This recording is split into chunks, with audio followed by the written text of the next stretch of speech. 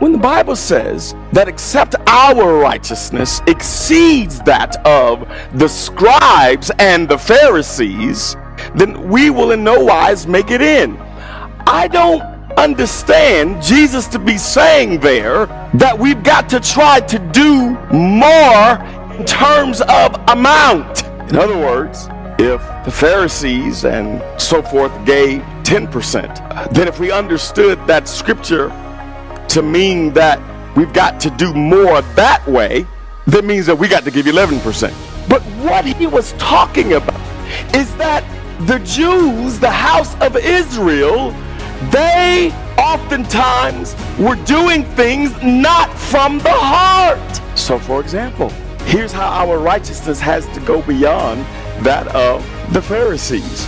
Jesus says, you understand and know that it is a sin to commit adultery. That was the sin. You could not go to your neighbor's wife like David did.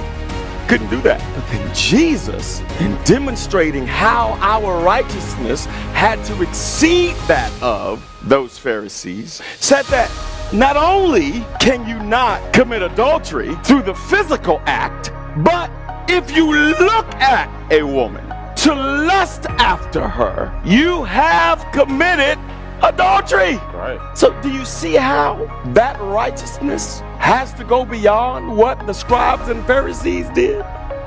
That the prayers that the Pharisees may have offered were long and repetitious so that they could be seen of man. But the way that our righteousness exceeds that of the Pharisees is we go to our secret closet.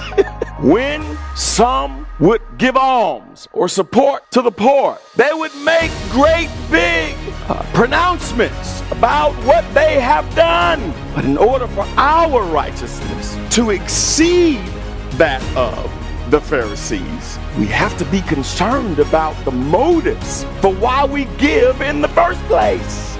You see the difference? That it's not about an outward show. In fact, Paul came along and he said in the 13th chapter of Corinthians, we like to read this at weddings often, but it said if we do all of these things that look like love, but it's not motivated by love, that we're doing it for the wrong reasons, we're doing it for vainglory, we're doing it to be well spoken of, our righteousness is no better than the Pharisees.